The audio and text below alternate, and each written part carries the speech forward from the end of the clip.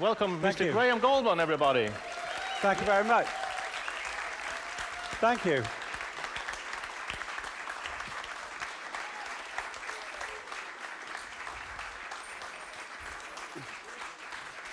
Okay.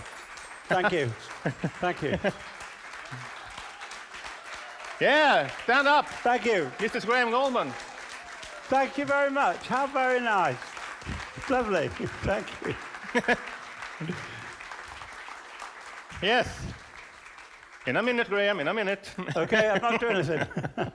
I just want to say we're so honored and happy to have you here today. And as you can see, you have many people who appreciate the work you have done, Thank you. the vast body of work. And I would also like to say that in many ways, Graham is like an icon for what we believe in our education, which is, among other things, sustainability, to actually find your musical core and to work with that, find yourself in music and doing it for your entire lifespan. And Graham has been writing incredible music, successful music for decades. And he will talk more about that later, of course. But he kind of embodies the philosophy we have that music is very important for all of us, to have it in our lives. And to find a way to be able to practice music, write music, create music, and play music, and enjoy music for your entire life is something that really enriches us. And thanks to you, Graham, you have enriched our lives. Thank you very much. Many times. So thank you so Very much. kind. This, I will start off with this. Look at this piece. Wow. This is the first Honorary Fellow that we hand out, and I hope it's not the last one. We're going to try to do this many times, and we're going to find women and men who has contributed throughout their lives to make music for us to listen to. So it's in two parts, so yeah, Okay. you can just, I don't know. But thank you so much, Graham. Thank you very much. Yes, it's quite Are we heavy. going to take a photo there? Yeah, a picture, of course. Here you go. Thank you. That's heavy. It's very, I hope you can get it through customs. Yeah, it's very heavy. I Yes, will. but it's also transparent, so you can see what's inside. Yeah. That's good. Anyway, I also have this to hand over to you from Thank us you. with a few words about why we wanted so much you to have our first Honorary Fellow. And it says like this: Brunnsvik College of Music bestows the title of Honorary Fellow upon Graham Gouldman. A maestro of melody and lyricism, his timeless compositions for 10cc and other artists have enriched the global musical landscape, making him an inspiration to generations of songwriters.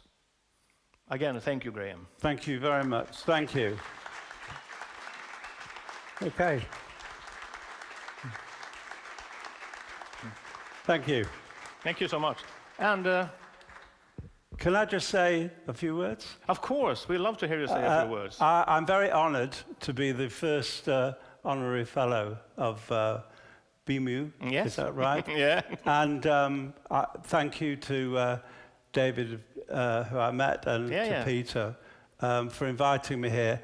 As I've told them, now I'm of a certain age. I'm still very active in music, writing and recording and touring with 10cc, but I think it's kind of my duty to try and share my knowledge and whatever help I can give to new aspiring songwriters.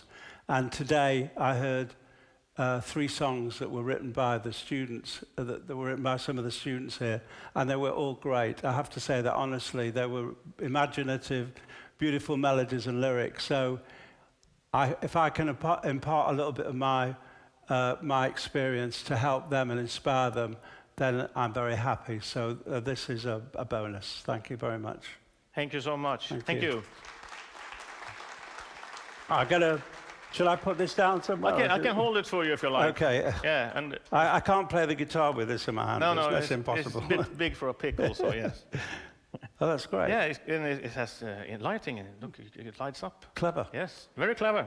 Okay. Anyway, we shall move on with the program now, and I would like to welcome my esteemed colleague and education manager for BEMU.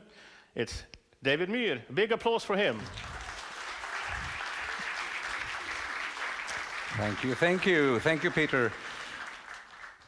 And how does it feel, Graham, to be an honorary fellow of BEMU? I feel honored. That was the purpose. Thank you. So, mission accomplished then. Yeah, thank you very much, yeah. Well, we want to give you the chance to impart more knowledge about our favorite subject, which is songwriting, creating music. So I'm going to ask some questions. Ask away. In what's called a Q&A, question and answer. And of course, we don't have time to talk about it as much as I would like to, but that's Revolution by the Beatles. I think it sounded like that. I didn't hear it. So, I mean, there's many areas we can go through, and starting with, we're not going to go in the long story about your fantastic history, because we can all read that on Wikipedia. But one thing I'm curious about is, how young were you when you discovered that I made a song today? Okay, well, I became aware of music when I was 7 years old. I was given my first guitar when I was 11, and it was a Spanish guitar that a cousin of mine brought back from Spain. It was a cheap thing, and I actually wrote something on it the first day. I can remember what it was. It was horrible. We want to hear. Okay, but so the thing is, you can hear it went like this.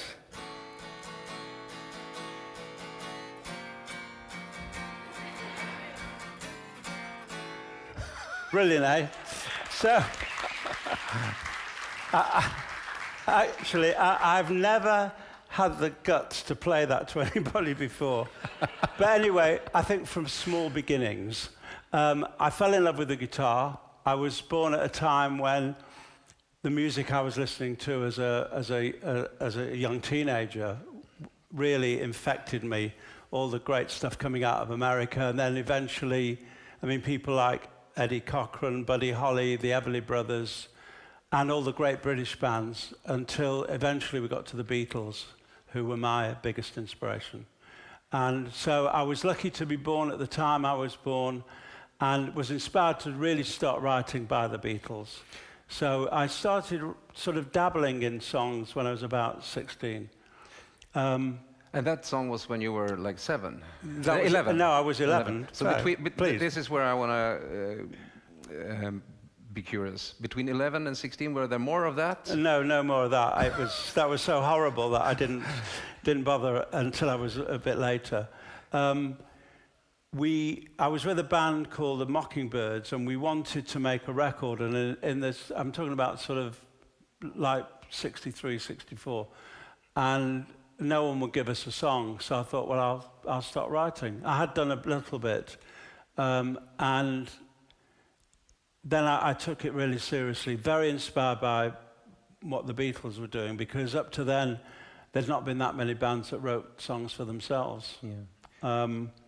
And I was very lucky, because the first song that I wrote that got placed with another artist became a big hit, and that was For Your Love by the Yardbirds. Yeah, which is amazing, because the Mockingbirds, your record company didn't want you to release that one. No, we actually did. Yeah, the Mockingbirds recorded it with another song that I'd written, and they preferred the other song. So who knows what could have happened, but I'm not complaining. You know, I was very happy that the Yardbirds. I was a big fan of the Yardbirds anyway. But out of the finished real songs that you had written, was For Your Love like number 10 in your life, or was it like number 100? Did you have a lot of songs? No, it wasn't that. It wasn't that. I wasn't sort of prolific.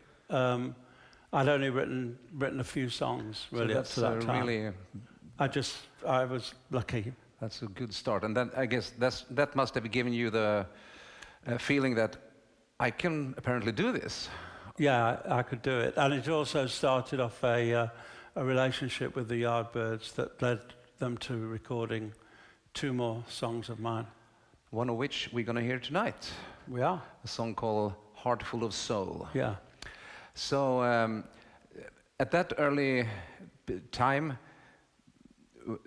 did you use then the same method as now? You have described it earlier to the students that you're dabbling around on the guitar, just looking for something. That's basically it. I mean, I get ideas for lyrics and things in all sorts of places, but really the main thing I do is sit down with the guitar and just start messing around until something happens. You hit a little chord sequence that inspires a mood, that inspires a lyric idea.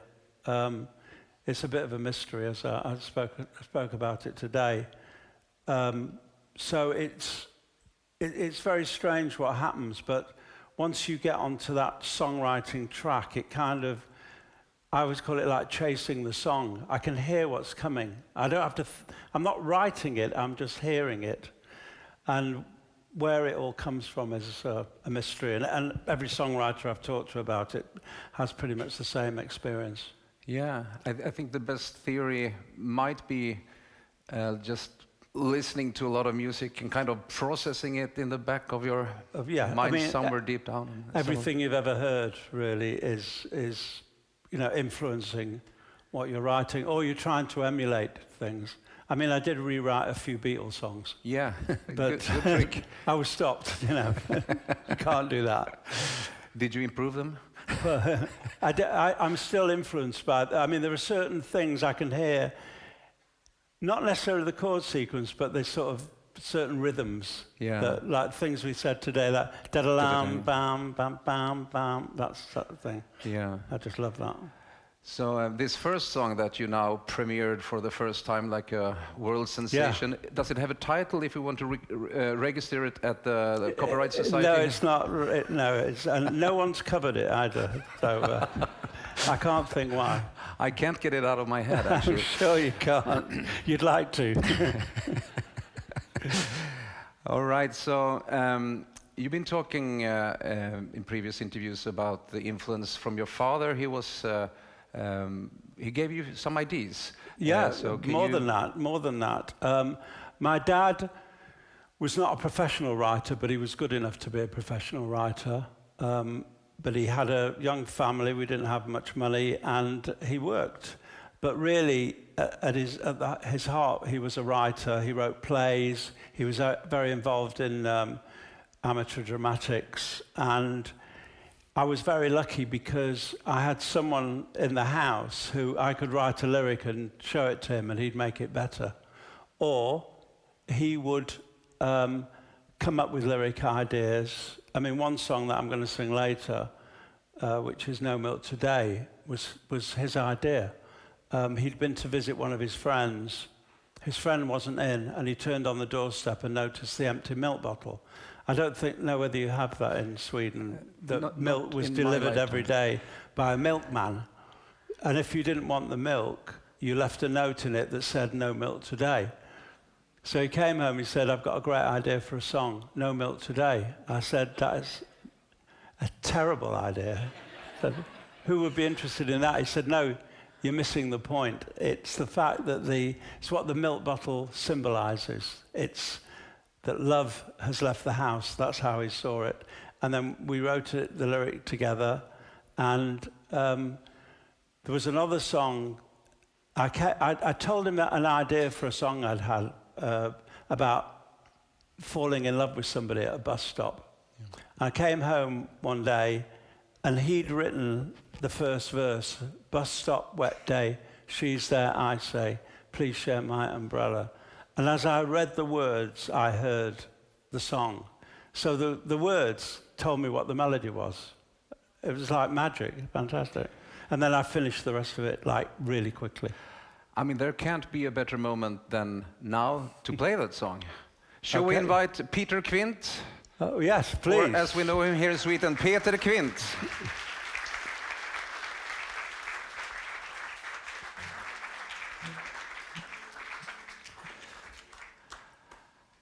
Making it more work for our sound engineer and house technician, Jakob Grundman. Yes.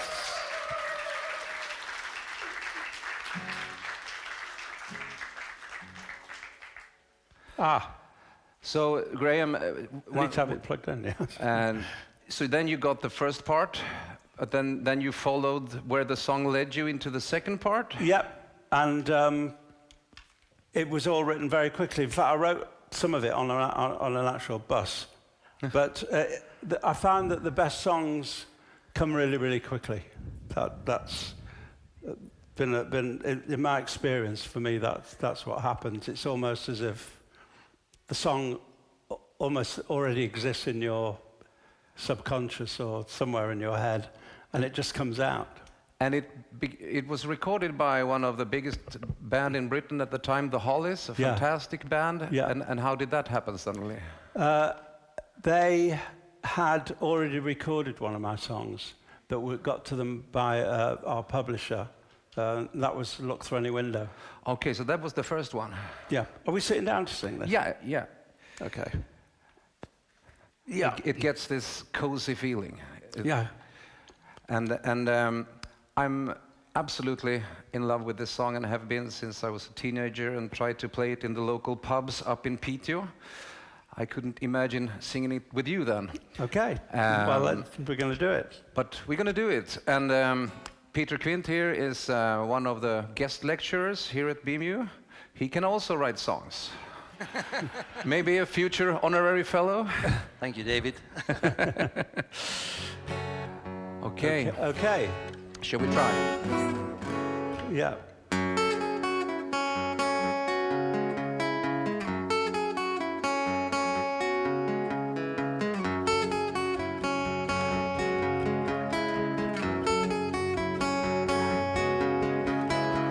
Bus stop, wet day, she's there, I'd say, please share my umbrella. Bus stops, bus goes, she stays, love grows under my umbrella. All that summer we enjoyed it, wind and rain and shine. That umbrella we employed it, by August she was mine. Every morning I would see her waiting at the stop. Sometimes she'd shop and she would show me what she'd bought. All the people stared as if we were both quite insane. Someday my name and hers are going to be the same. That's the way the whole thing started, silly but it's true. Thinking of a sweet romance beginning in a queue. Came the sun, the ice was melting, no more sheltering now. Nice to think that that umbrella led me to a vow. Every morning I would see her waiting at the stop. Sometimes she'd shop and she would show me what she'd bought. All the people stared as if we were both quite insane. Someday my name and hers are going to be the same. Bus stop, wet day, she's there, I'd say, please share my umbrella. Bus stops, bus goes, she stays, love grows under my umbrella. All that summer we enjoyed it, wind and rain and shine. That umbrella we employed it, by August she was mine.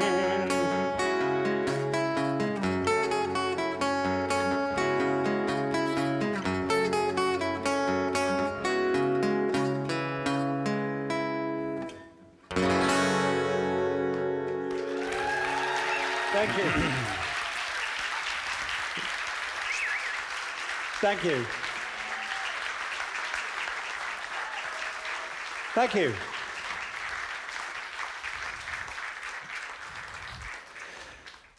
Well, thank you, Graham, and thank you, Peter Quint. I mean, we could talk about only that song the whole evening, but we learned something new. We learned that you wrote some of the lyrics on a bus. Yep. We learned that you got the inspiration for the main melody from the words that your father wrote. Yeah. And what else can you tell us? Yeah. What you mean about the process? Song? Yeah, Oh, about the it was fast. You know, I have written, with my dad giving me that lyric, it did happen to me again. I wrote a song with Tim Rice, you know, Sir Tim Rice. He sent me a lyric of a song, and the same thing happened as I was reading the lyric. I heard the melody. So that's just one of the ways that you can get inspired to write melodies. But as far as sort of like titles are concerned, they can come from anywhere. I mean, most famously, Dreadlock Holiday, or as a lot of people know it as I Don't Like Cricket, I Love It. That line was actually given to me I was on holiday in Jamaica and I was talking to this guy I met in the hotel. We were talking about sports and Manchester United, because I'm from Manchester. And I said, what about cricket? Do you like it? He said, no. I said, oh, I'm surprised. He said, I don't like it, I love it. And I thought, isn't that a lovely thing to say? It's so great. And I stored it in my mind. And when we were writing for a 10cc album, the Bloody Tourist album. I need to get rid of this capo. Sorry. Yeah, you can give it here. Yeah, I got it. I'll put it here. We started talking about, he'd been on holiday in Barbados, and I'd been on holiday in Jamaica, and we started talking to each other about what happened. So we're talking about the West Indies, and I just started just doing that. And then we started writing the song, and I knew that at some point I was going to go, I don't like cricket, oh no, I love it, Dreadlock Holiday. And it just sort of came out. But that's just one example of what happens. There's so many different things inspire you. It's in a nice tradition of British reggae songs inspired by a saying. I'm thinking, of course, as my brain works, about the Beatles when someone said in a club to Paul McCartney, "Oh bloody, oh blada, life goes on, brah." Yeah, that's and he right. said, that's a good line. Well, that's a songwriter's radar is always up, and so your things will strike you. You know, you can hear something that people say or read something in the newspaper that inspires you to write something. So how do you keep track of ideas that comes in when you have your radar on? Do you have a notebook? Do you have like a voice memo? Do you have, like everybody else, 2,000 memos in your phone, whether it's an iPhone or an Android? I do now. If I have an idea, I will put it on, record it into my iPhone recorder. But generally, I find that if something's good, you'll remember it.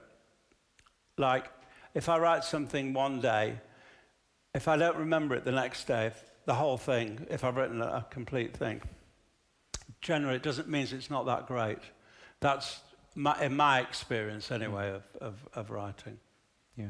Because when I'm writing with other people, we'll call each other the next day and go, "Do you remember it?" We'll go, "Yeah, I remember it, that's great." So we who all are aspiring songwriters struggle with this, to keep track of ideas and how to get inspiration for a lyric. Maybe you sit there completely dry. I have nothing to say. I have nothing to write about. And it's a common recommendation to just jot down here and there. Do you do that also in various forms? I've got a list of song titles, and I'll go to them and have a look. And some things I'll write, or I know what I want to write about. Do you write that down as well? Yeah, concept? I have done. Actually, I was saying today that we lost our dog about 9 months ago. And I know there's a song there, but I'm not ready to write it yet. Right. But I've got it written down, Cosmo's song. Cosmo's song, yeah. I see. And have you been doing that since 1963 up till today, or have there been periods where you have kind of let your mind rest? I don't have to write songs for a while, or does it go automatically? You enjoy it? I don't say I've written 12 songs for an album, now I'm going to not do anything. I don't think songwriters in my experience, do that. Because there's two ways of writing a song. You can either, what I normally do is I sit down and, like I say, mess around and get some chords that suddenly lead somewhere. But a lot of the time, not a lot of the time, but sometimes a song will come to you without, I didn't do anything. I get an idea. Or, out walking or driving the car. Yeah, actually, I got an idea for one song that was on my last solo album. There were some builders, and I could hear their radio. They had the radio on really loud, but all I could hear was the bass drum.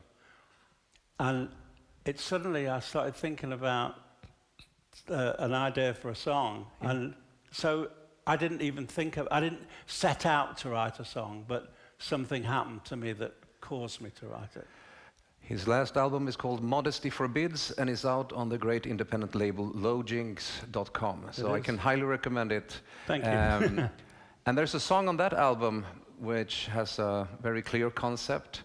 I keep coming back to the Beatles, I'm sorry, but it has a point here because you have a Beatle on your record, right? I have a Beatle on the record, yes. Do you want to guess which Beatle? Well, it's a drummer. I got a call in 2018 to join Ringo Starr in his all-star band. And Ringo's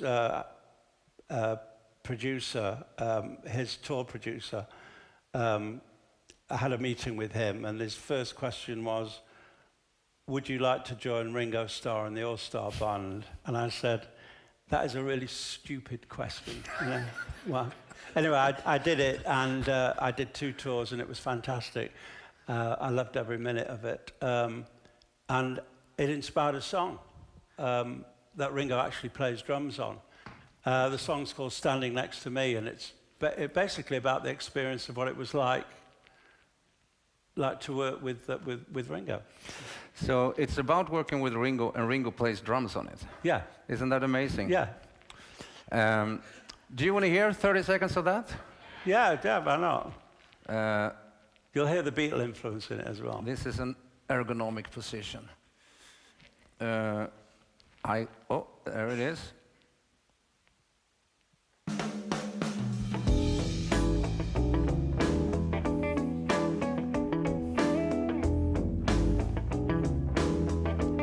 That's a Bowie influence. Got a call from Mr. Hart, said, would you like to be a part of something great? To join a band with Ringo Starr, bring along your bass guitar and don't be late. So what was there to say? I soon was on my way, and on that very night I met the man who was a major part. Was at the very start of where it all began. We talked about our growing up, of getting sick and throwing up the northern girls. He told us tales of the Fabs, his adventures with the lads who changed the world. We played each other's songs, the people sang along. And always peace and love. We play it to our set, fly by private jet. I knew that I belonged. We sang a song about a man who's sad and lonely, getting down upon his bended knee. I had to pinch myself when every night I saw him standing next to me. Yeah. Not today.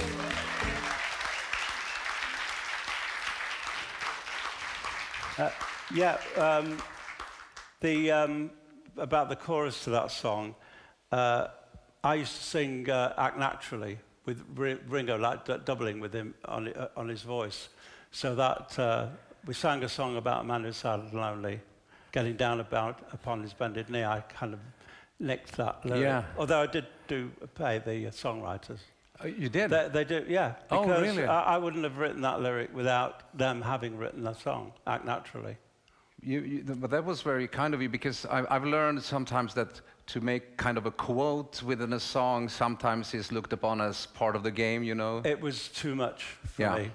But it's very smart as a song. I mean, as a choice for a songwriter, it's very meta, so to speak. To use another song as part of your song. Well, in this case, the song that Ringo used to sing, it's like, it's too clever. It's amazing. Sorry. But how come there was a Bowie-influenced guitar riff at the intro? I just like that. Do you know why? John Lennon was a co-writer of Fame with Bowie. Of course he was, yeah. Oh, so there's the connection. Yeah. But, no, I didn't pay David Bowie anything. If neither John or David will watch this, so unfortunately. When do you know that a song is finished? First of all, do you have unfinished songs? I have parts of songs that don't have a home yet. Because what's happened to me in the past is like a song like No Milk Today. I had a song that went, but all that's left is a place dark and lonely, a terrace house in a da-da-da-da-da, ba-ba-ba-ba-ba-ba-ba-ba-ba-ba-ba-ba. I didn't have the lyric when I wrote it. And then I wrote a song, went, no milk today, my lover's gone away. And it just kept repeating the verse. But the idea was that, because it has a kind of a Russian, it's very minor sound to it, it actually went, no milk today, my lover's gone away, da-da-da-da-da, da-da-da-da-da. So it went like that. And then I thought, it's boring now. And then I thought, I know what will happen. The bottle stand forlorn, a symbol of the dawn. But all that's left is a place dark and lonely. Yeah. So that part that I'd written like 6 months before suddenly sort of tapped me on the shoulder and said, I could fit in there. But why that happened, I don't know. Isn't songwriting quite cool? We have 25 students here at Brunnsvik College of Music, BEMU, and I would have loved to have all 25 of them come up and ask 25 questions each. But we can't do that because you got up very early this morning. But a few of them will ask questions. Can we have a question from for instance, Julius, who was one of the students who, he says no. No, you don't. But Rasmus, it sounds the same. Rasmus. Is Rasmus here? Yeah, can you stand up? And they're supposed to have a microphone over here as well. I think it's maybe that one, Jakob? No, here on this side, Okay. Make sure it's on. Yeah. It's on? Yeah, I can hear you fine. I've written it. I was so nervous, so I wrote it down. What role does imagination play in writing lyrics versus input from everyday life? Have you noticed or mapped out a dynamic between the two? Okay, well, everyday life, you can get lots of ideas from everyday life. But so some of the songs I've written, which are inspired by real events or real things that have happened to me. But I can also write lyrics about some kind of fantasy, as if you're some other person, you know, you take on a different persona in a song. So it doesn't really, it's not something I think about when I start a song. But you can do the two, and we actually talked about that today, that because someone said, I don't know what to write about, and you say, well, you've had experience in your life, good or bad. That's why love is always a good go-to subject for a song.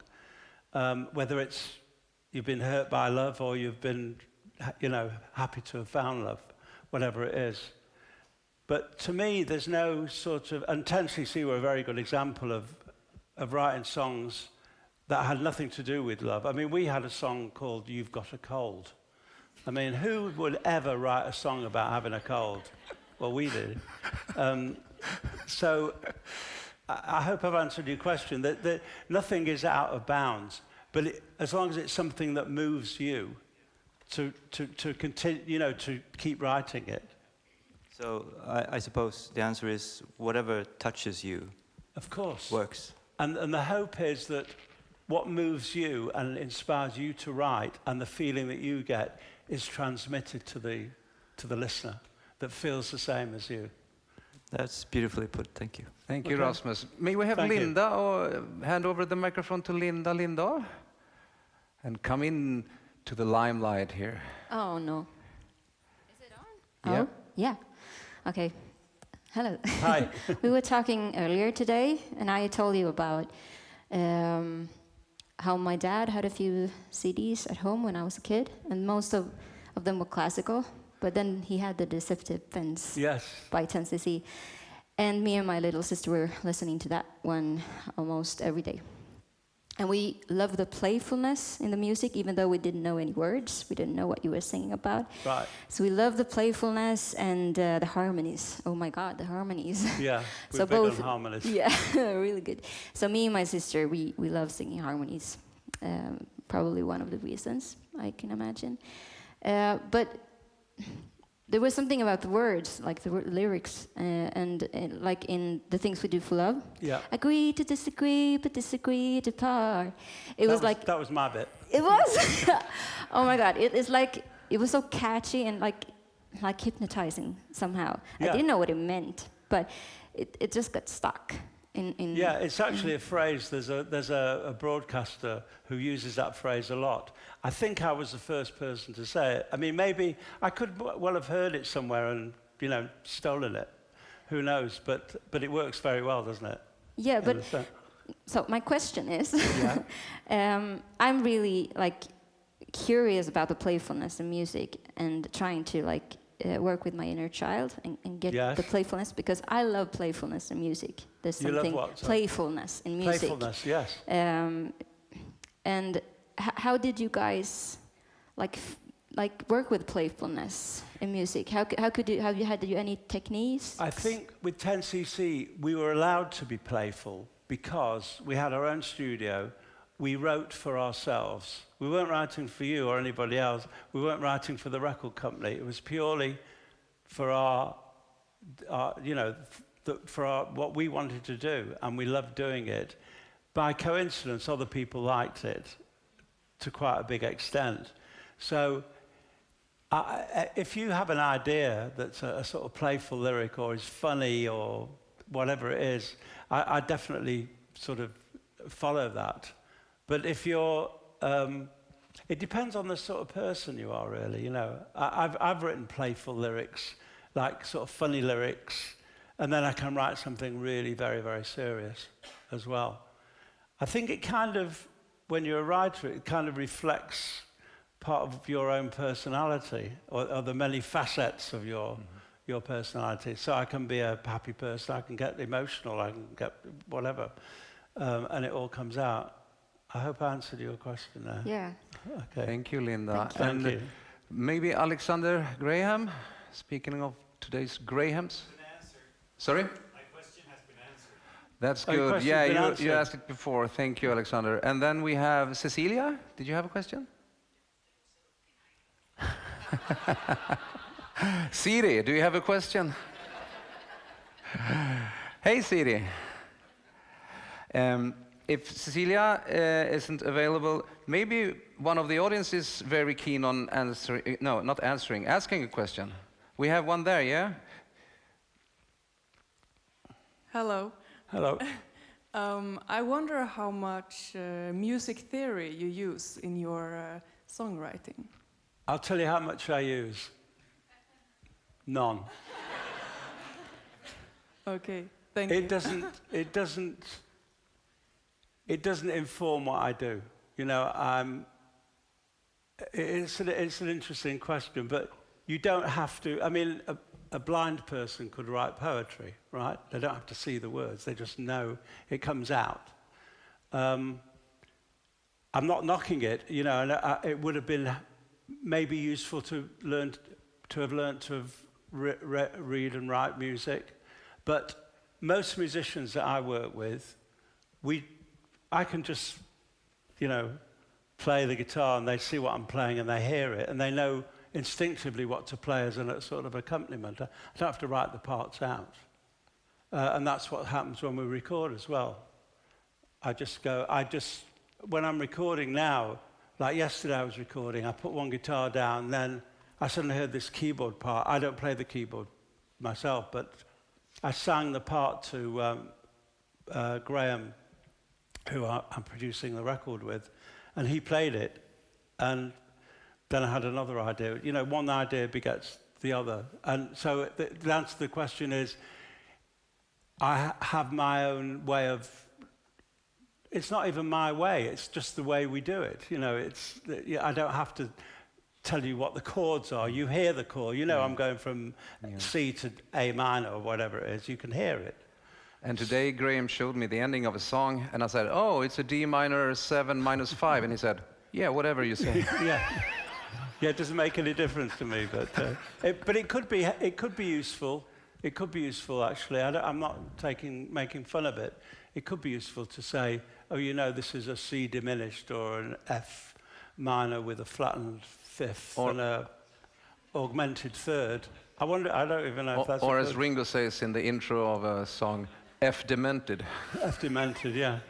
We actually wrote a song called I Bought a Flat Guitar Tutor, and the chords are the lyric, I bought a flat diminished responsibility, your D9th person to C.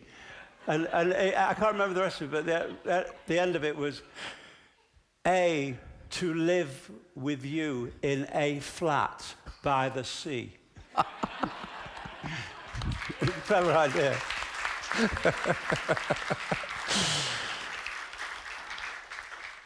Well, that's meta. Yeah, it's meta. My God. One more audience question. Oh, you want to ask a question? Yes. Can we have one from you? Okay. All right. What is your favorite song? What is your favorite song? What's my favorite song? An excellent question. I guess it's Bus Stop. And to me, when I wrote it, it was kind of like I'd really achieved what I was trying to do. And in fact, I was inducted into the Songwriters Hall of Fame in 2014, and they ask you to sing one of your songs if you're a writer-performer. And that was a song I chose to sing, which tells you how important it was to me. Yeah, so Bus Stop, and you're going to hear it a little bit later. Well, I actually just heard it. Well, yes. Bus Stop, yeah. Oh, we actually just played it, didn't we? Oh, my God. But you're going to hear it later if you see the recording. Right. Yeah, my apologies. Yeah, if you get up at 4 in the morning, you're apologized. It's my excuse. So Bus Stop was recorded by the Hollies. Did you have a demo for it that you played them? Yeah. Recorded? Yes. It was a very basic demo. With harmonies or just one? No, it had harmonies on it. It was quite interesting because on the original demo, it went on the second part. Every morning I would see her waiting at the stop. They changed the chord. That was the chord they used, but the original chord was every morning I would see her waiting at the stop, which was a much nicer chord, I thought. Every morning, la la la la, rather than da da da la la la la la. But I know why they did it, because the harmonies, because they did like 3-part harmonies, wouldn't work with the chord that I'd originally written. And the funny thing was that as the song went further and further up the charts, the more I grew to love that chord change. Do you know who changed it? Was it the producer or one no, of the... they would have done it. Yeah. They would have done it, because if they're routining the vocals, they would have done it. Yeah, there's this nice quote from Graham Nash in the 10cc documentary that he says that Wow, Graham Gouldman got us going there. So I think you inspired him for a long time as well. And as we all know, he's been very. It went well for him as well. Yeah.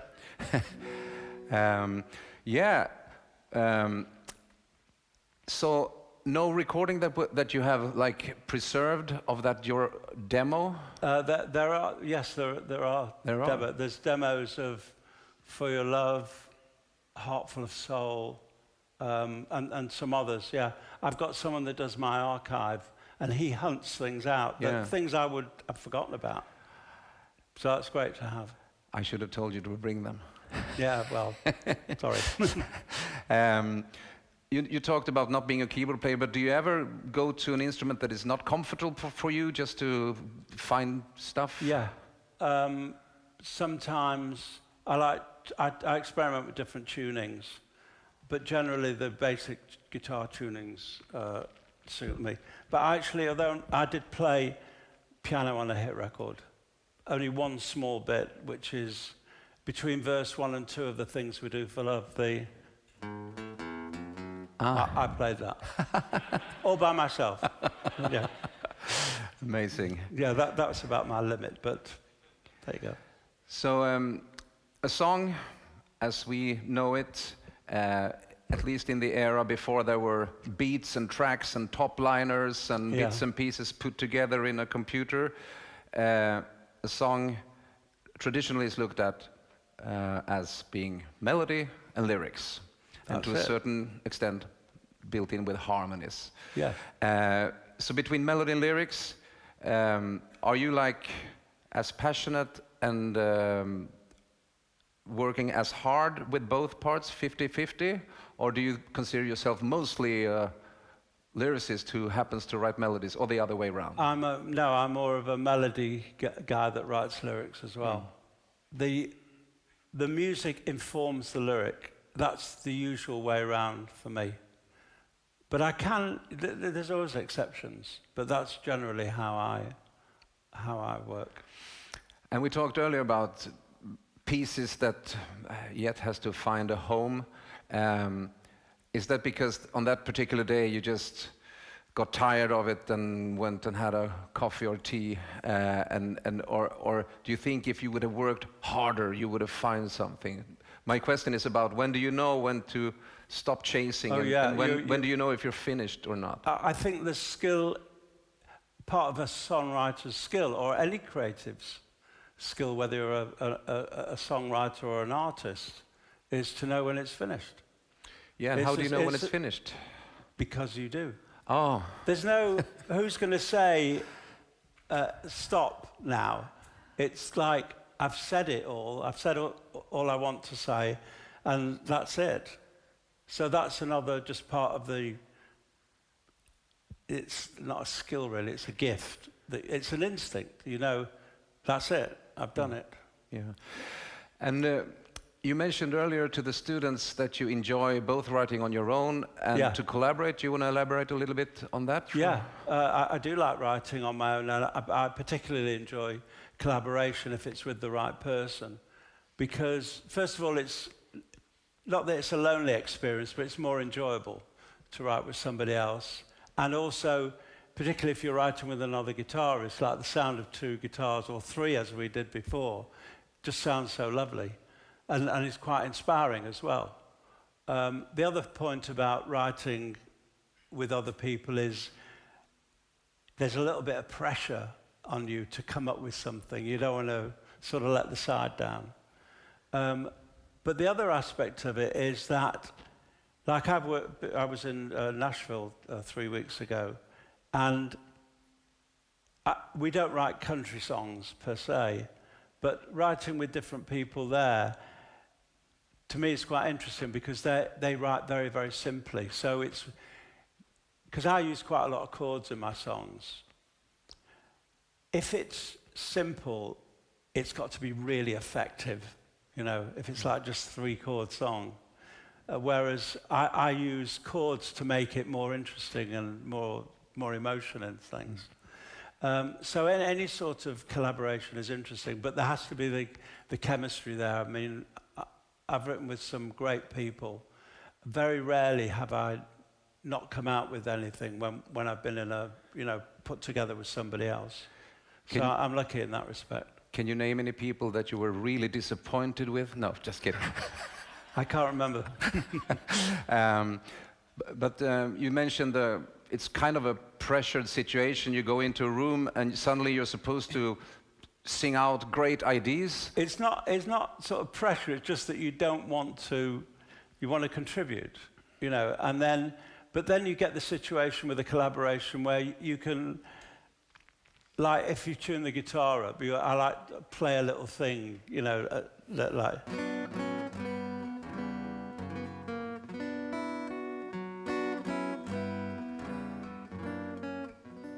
Just to check the tuning. And then you can be with somebody else who'll go, what was that? And you go, well, I just use that to check the tuning. So I really like that. Let's develop that. So that sort of thing can happen when you're writing with somebody else. They recognize something that you might do and throw away as something that potentially could be a song, and vice versa. Do you recommend people to come in completely dry and open, or to have like something hidden in the back pocket, like small ideas, even if it's just a chord sequence or a title? Or I tend to just go in dry. Let it happen. There's some sort of chemistry happens between writers when it's working that I don't know. I can't tell why exactly it works with some people and not with others. But as I say, it's very rarely that I've been in a situation that's not produced something. Not to say it's great but it's something, Yeah. Well, Graham, it's fantastic to hear you talking about our favorite subject. Shall we give him a big hand for this? Thank you.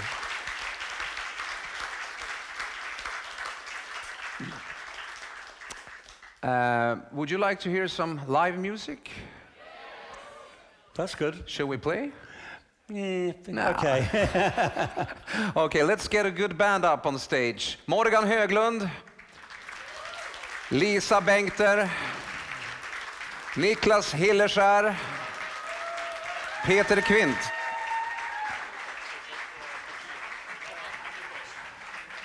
Och Peter Holmstedt.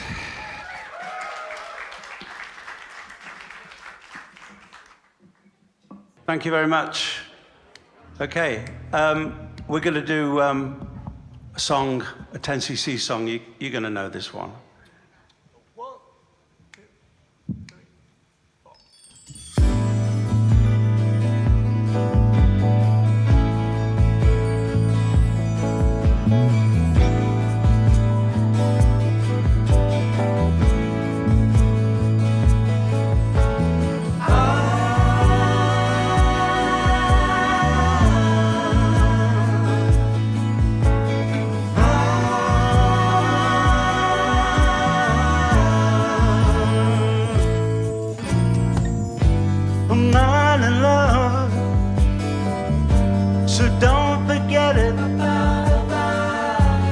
Just a silly face I'm going through, and just because I call you up, don't think it wrong, don't think you got it made. I'm not in love, no, no. It's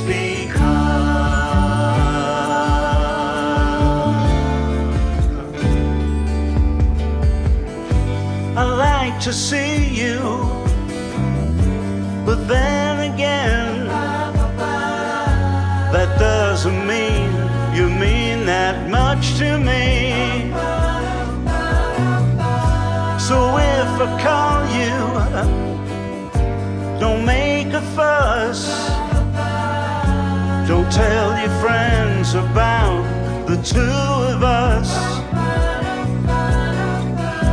I'm not in love, no, no. It's because, ooh, you wait a long time for me.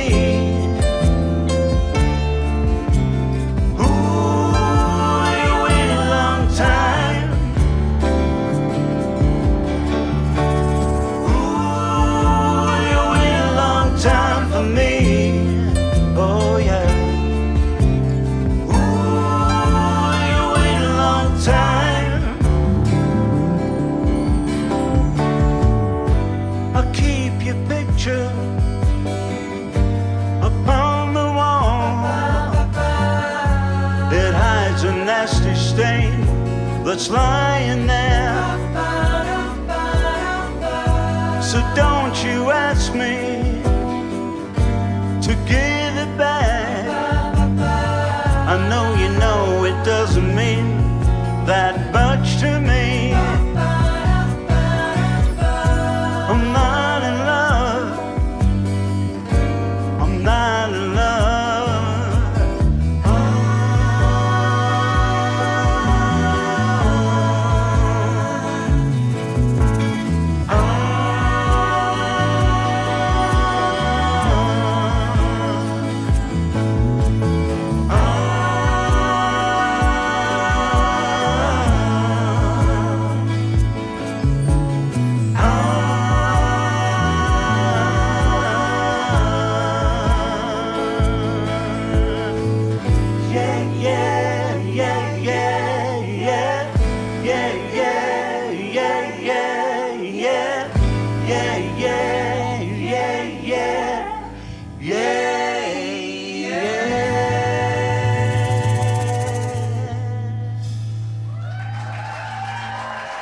Okay.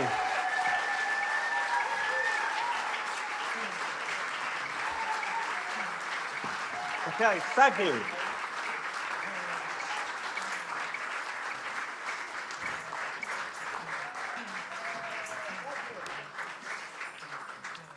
Okay, I'm Not in Love, written by myself and Eric Stewart, as is this next song, which is, oh, thank you.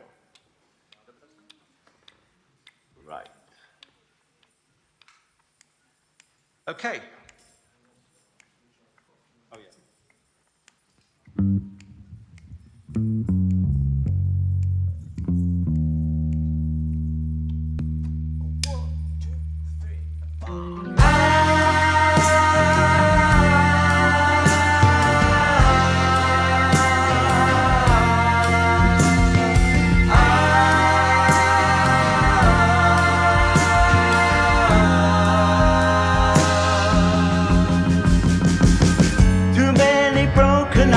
Falling in the river.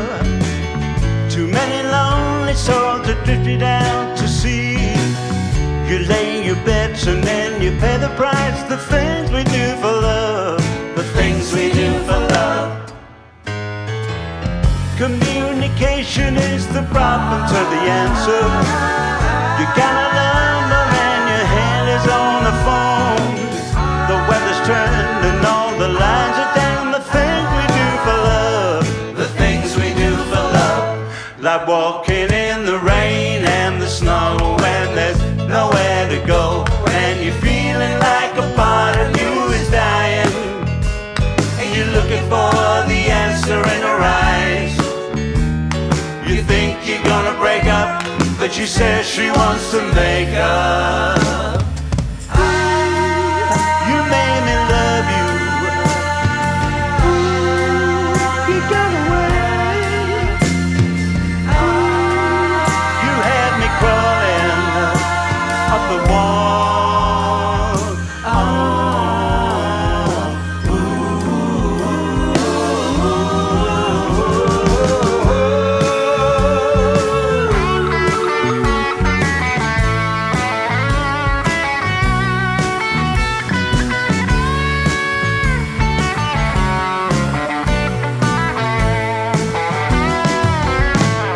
Like walking in the rain and the snow when there's nowhere to go, and you're feeling like a part of you is dying, and you're looking for the answer in her eyes. You think you're gonna break up, but she says she wants to make up. You made me love you. You got away. You had me crawling up the wall. A compromise would surely help the situation. Agree to disagree, but disagreed upon. When after all it goes to compromise to the things we do for love, the things we do for love, the things we do for love,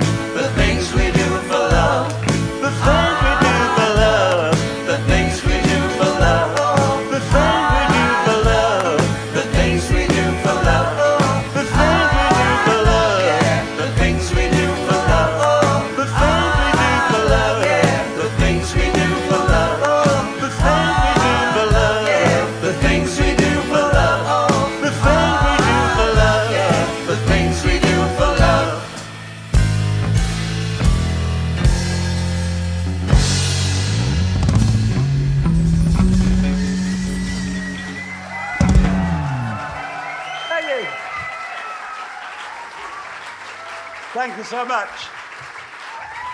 Woo! Thank you. Thank you. And well done on the backing vocals. It took us a long time to do that. And you did great, thank you. Okay, this next one, a song I talked about earlier, Dreadlock Holiday, if you know the chorus, join in.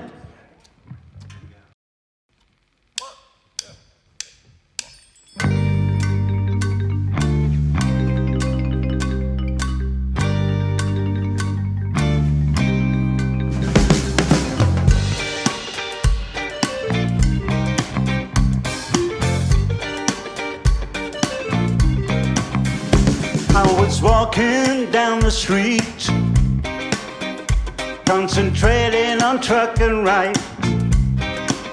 I heard a dog bus beside of me, and down a clown in a state of fright.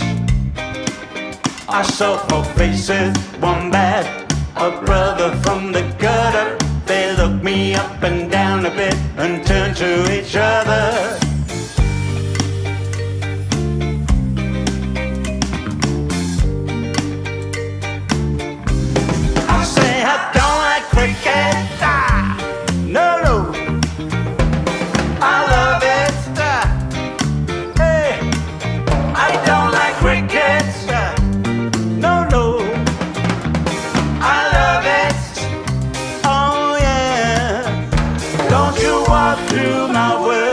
To show some respect, don't you walk through my words, 'cause you ain't heard me out yet.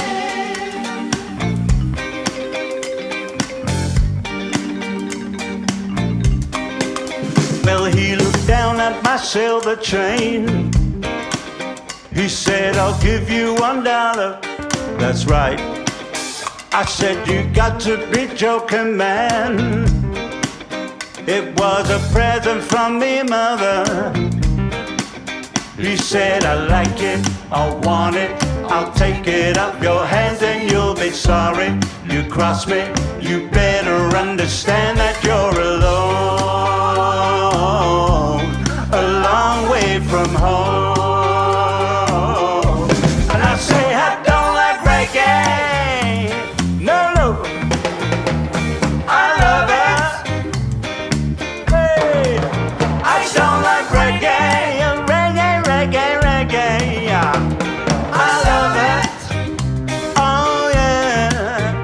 Don't you cramp me style, don't you queer me bitch. Don't you walk through my words, 'cause you ain't heard me out yet. Oh, I hurried back to the swimming pool, a sinking pina colada. I heard a dog bus beside me say, would you like something harder? She said, I got it, you want it, my harvest is the best, and if you try it, you like it, and wallow in a dreadlock holiday. Dreadlock holiday. I say, don't like Jamaica. No, no,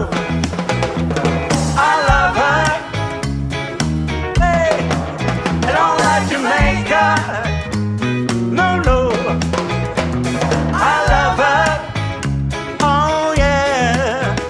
Don't you walk through her words, you got to show some respect. Don't you walk through her words, 'cause you ain't heard her out yet.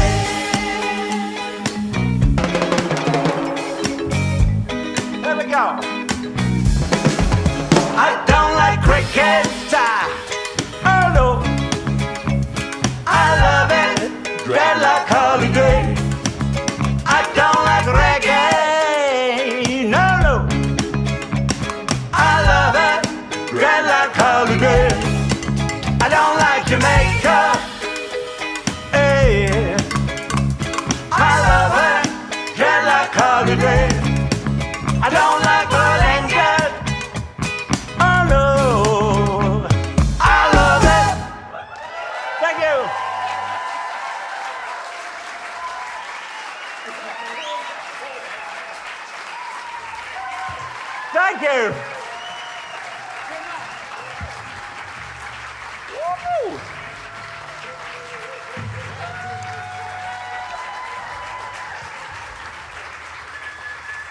Let's take the call then. Yeah.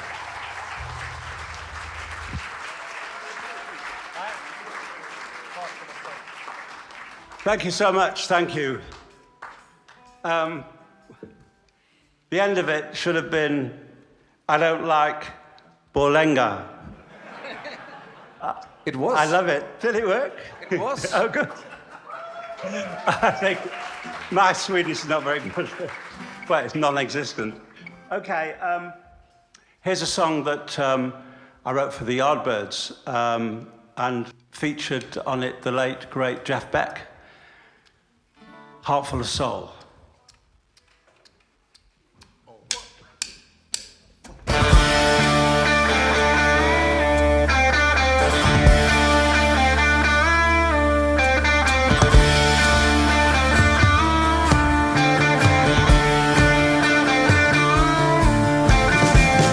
Sacred heart and lonely, deep in dark despair, or thinking one thought only, where is she? Tell me where. And if she says to you she don't want me, well, just give her my message, tell her of my fate. And I know if she'd have me back again, well, I would never make her sad. I got a heart full of soul.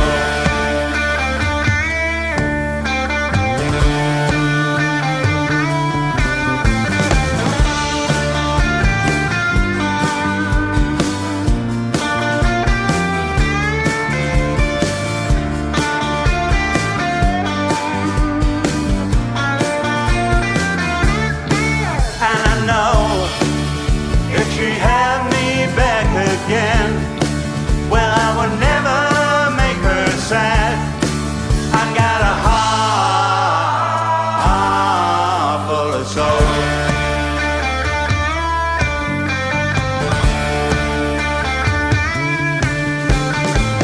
She's been gone such a long time, longer than I can bear.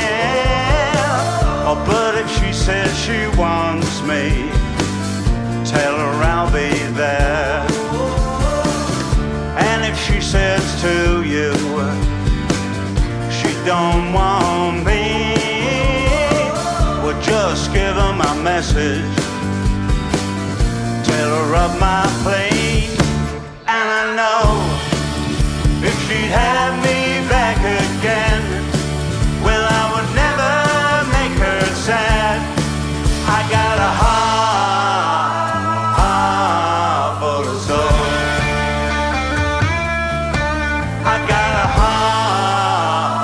heart full of soul. I got a heart full of soul.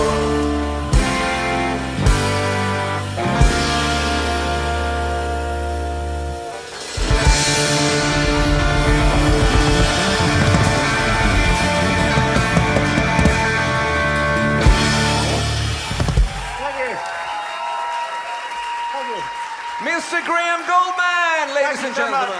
Thank you. Thank you. Thank you to a great band as well. Thank you, guys and gals. Thank you so much.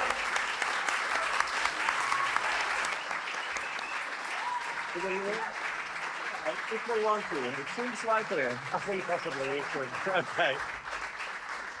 We just had a quick discussion here whether there might be interest for an encore or not.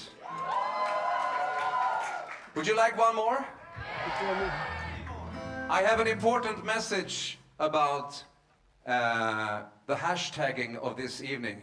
Don't forget to do hashtag BEMU. Thank you. I'm thinking about the socials. Always the socials. Always the socials. Always the socials. Heart full of socials. Yeah, good idea. All right, I'll leave it up to you to present the last song.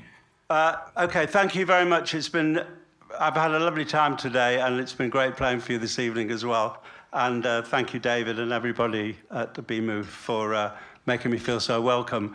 I'm going to finish this set now with No Milk Today.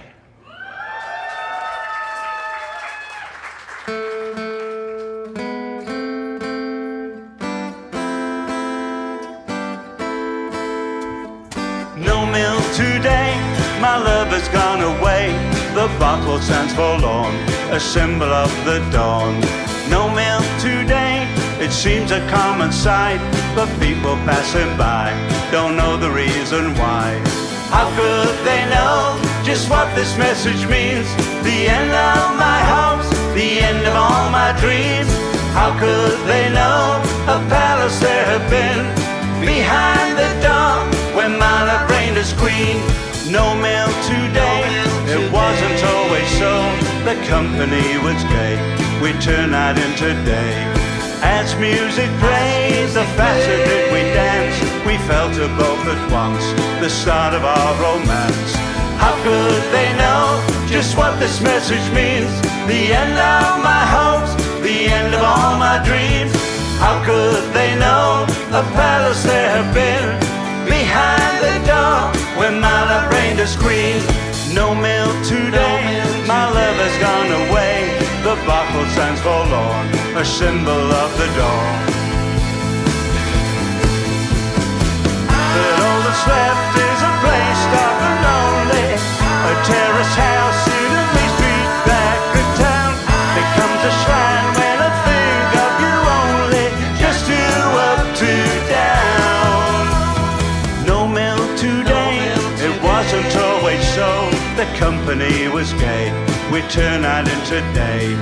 As music played, the faster did we dance. We felt it both at once, the start of our romance. How could they know just what this message means?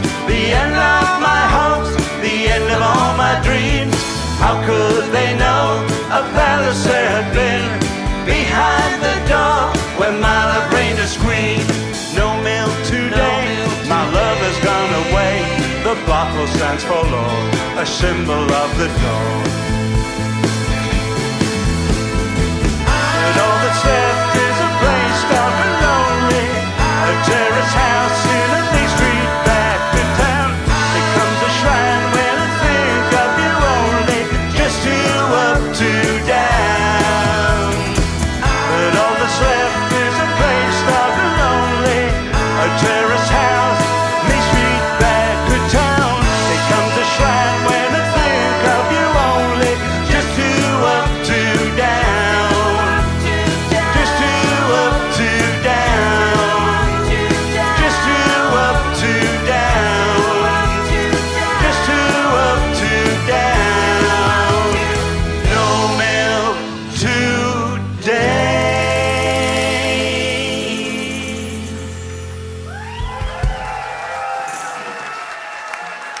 Thank you very much.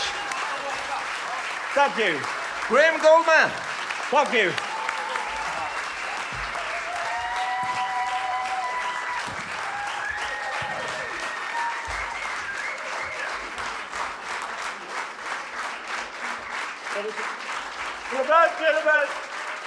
No. Now. One more. Here we go. Thank you.